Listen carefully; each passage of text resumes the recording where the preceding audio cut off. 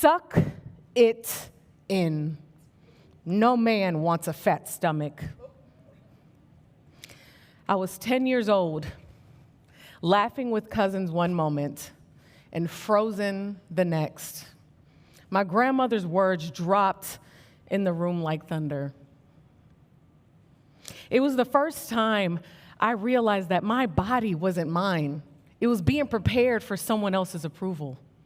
And in that moment, I realized that as women, especially Black women, that the shape of our bodies can decide our worth. What were you taught about your body, your worth, your pleasure? I didn't have the language for it then, but I was already living in a pleasure script that told me that my body exists for someone else's desire. My body was already being measured for its usefulness, its appeal, its ability to please. It was the beginning of a belief system that told me that my body existed not for me to enjoy, but mine to offer. And like so many Black girls, I almost believed it. As a certified sex therapist, I realized that that understanding seeps into more than just food or figure. It crept into the way we move in love, the way we perform intimately, and the way we surrender in sex. I was already being prepared, not for myself, but for someone else's gaze. And that is how we begin living in other people's scripts. Scripts that are not always spoken out loud, yet we still memorize them. My grandmother, Estelle, raised me alongside my mother in a world where beauty had rules. In her eyes, beauty had Eurocentric features: a thin nose, light skin, silky hair.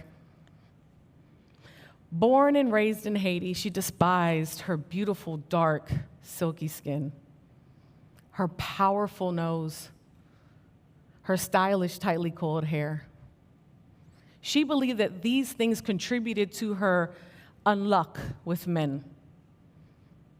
Her first husband, he was an abusive man. She had 2 children by him before she found the courage to leave. Then came my mother's father, already married to another, likely promised my grandmother love and forever. He abandoned her. She then later had a child with a different man, and that ended in heartbreak too. 4 children later, no spouse in sight. So she attempted to shape us into what she believed a good man would desire. But these were not my grandmother's scripts. They were her armor. Now, with the clarity of healing and clinical work, I realized that my grandmother didn't write these lessons. She inherited them. In a world that punished Black women for either being too much or not enough, she carried the weight of survival in her words. I don't fault her. I honor her. She is why I am here. Our foremothers believed that these scripts would save us, shield us, shape us, or at least make life a little easier. They carefully passed these scripts down, hoping it would help us navigate a world that punished Blackness, punished womanhood, and especially punished desire. In the Black community, we're taught early how to survive from birth. But for Black women, we have 2 sets of scripts, one for navigating race and one for meeting societal's expectations of women. Double armor, double burden. And in the scripts I inherited, because a woman's worth was determined by her ability to please, if a man left or cheated, somehow she was still to blame because she wasn't enough. The strongest woman I know raised me to work hard, value education, and to believe in myself. But even her strength was laced with lessons that pleasing kept us safe and that giving earns protection. She passed these lessons on with love, hoping it would protect us from what the world took from her. Her love became my instruction manual, and I believed her. I didn't write these lessons, but I lived them. And I imposed these lessons on myself and, unfortunately, onto others. And maybe you do too. I learned to experience pleasure through someone else's fulfillment and to call that love. But that's not pleasure. That's erasure. And though this is the script for many women, for Black women, oh, it's layered. We've been objectified, commodified, and made into stereotypes. Even the idea of wanting pleasure was deemed as dangerous. But I come from a long line of good mothers, good Christians, good Black women. Yet the bar kept moving. As a Christian, my faith grounds me. But even faith traditions have sometimes been used to silence women, especially around sex. And when those messages collide with racism, colonization, and also inherited shame. These are not my scripts alone. They rest on centuries of messaging in media that tell Black women that our bodies are not our own, not sexually, not emotionally, and not spiritually. This didn't start with slavery, but slavery magnified it. Black women were bred, sold, and controlled. Our sensuality was never ours to own. These scripts were not written for our wholeness. These messages, they don't just settle in scripture or scholarship. They settle into our bodies, and they're passed down like heirlooms, written in glances, warnings, and silences.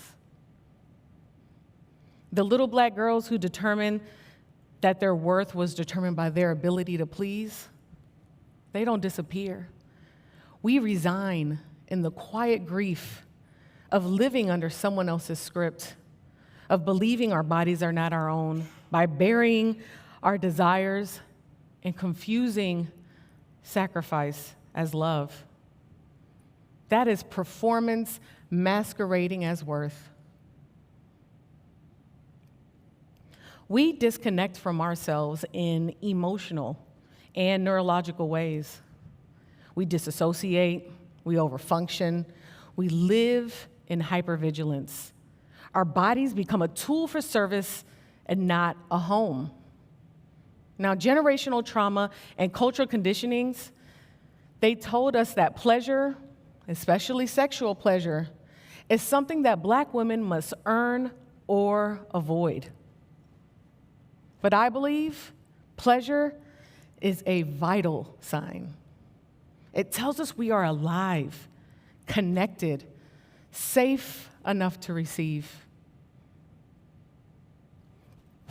Naming these outdated scripts and relearning them is how we begin to write our own scripts.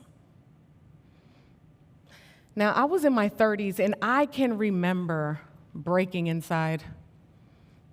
I would frequently find myself locked in a dark closet, crying, questioning every decision I made in life and in love.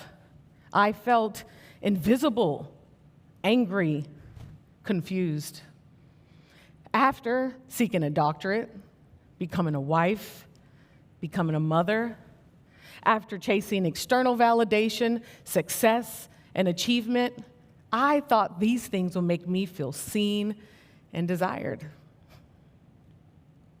But through rest, through stillness, through uncomfortable truth, and finally, through a dream, my awakening began. I can remember there was a moment where I felt fully present in my body, not to offer, not for someone else, but as mine. And in that presence, I felt safe, seen, worthy in every universe. That is when I met her. Not a new version of myself, but the version of myself that I had buried. The golden woman. The golden woman lives in all of us. She is the part of you that doesn't perform to be loved. She simply is. She feels deeply. She receives fully. She doesn't apologize for her joy. She walks into rooms with softness and fire, not seeking anyone's approval. She is proof that healing is possible. The golden woman's liberation is not a threat. It's an invitation to expand. Pleasure is not a performance. It's a pathway back to self. And when a Black woman reconnects with her erotic self, she rewires how she sees her worth.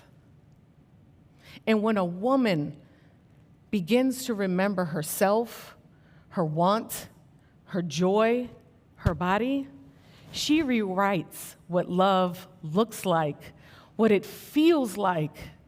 Her boundaries sharpen. Her reflection softens.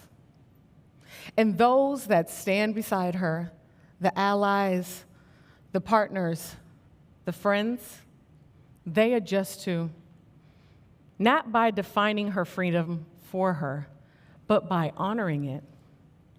So when they see her dance without explanation, laugh without suspicion, rest without guilt, and receive without shame. Let's undo these outdated scripts. Let's carry our foremothers forward and lay down what they never should have had to carry alone. Pleasure, like power and peace, lives in all of us. And you deserve to feel it. The golden woman in you is ready to rise. Thank you.